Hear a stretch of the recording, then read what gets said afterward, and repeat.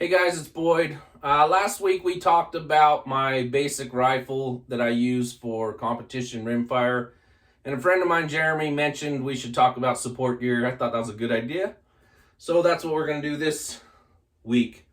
I'm going to start what I kind of think is the most important stuff and work my way down, and we'll touch on things that I believe you have to have versus things that you can borrow or you can get away with not having. The top of my list is going to be Ear Pro. You only get one set of ears. You should use Ear Pro. These ones happen to be some in-ears from Walkers. They're fairly inexpensive.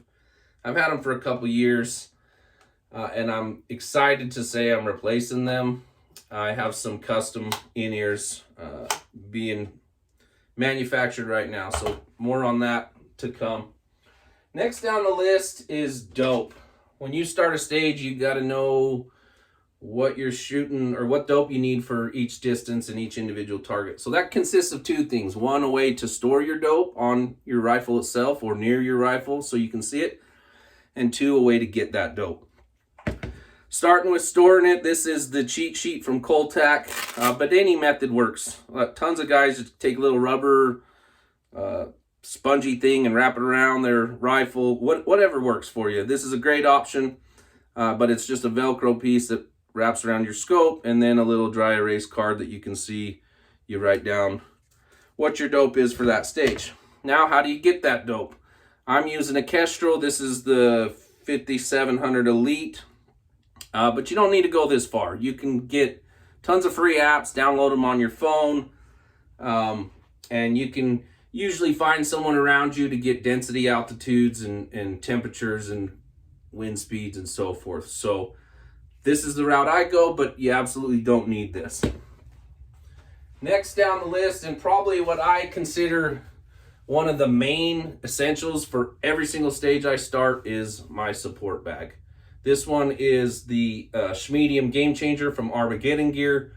It's a heavy fill, and I don't start a stage without this. It's used to give me front support, rear support. I'll kind of demonstrate here. We'll use my press as example barricade, but you can see how this is shaped, and this is just going to slide over the barricade like that and give you this nice flat surface to put your rifle on. So I'd mount it over that barricade, come in here and drop my rifle on, get behind the glass. It also works as a rear bag if you're going to run a bipod.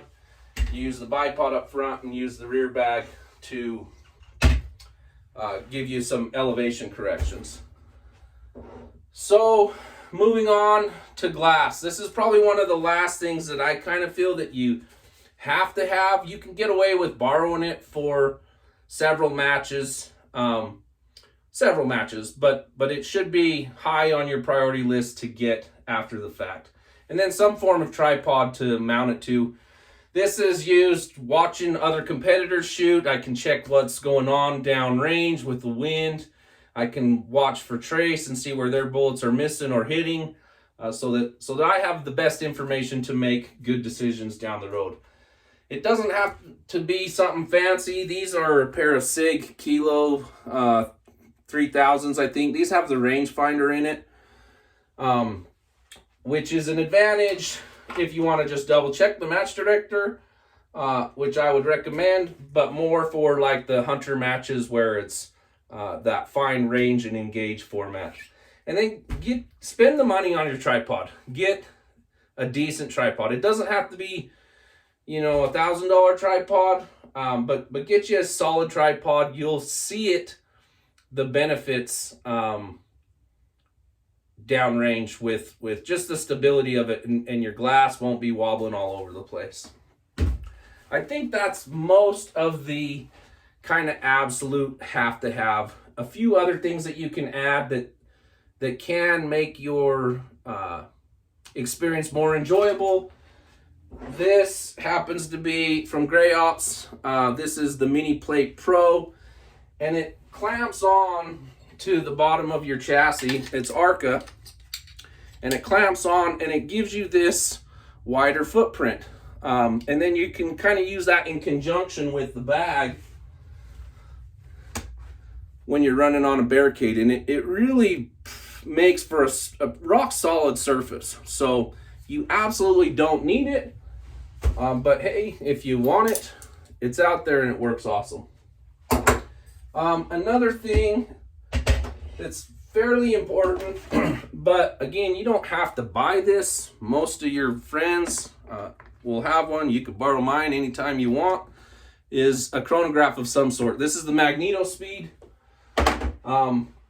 The lab radars and the magneto speeds seem to be the go-to for the precision rifle world. It's valuable information to know how fast your bullet's going. You can work around it if you don't have it. You can reverse engineer the math and come to the same conclusion by what you're observing in the real world, but it helps to have a good starting point. So any questions or concerns or comments, hit me up. I'd love to share what I got, and we'll see you next time.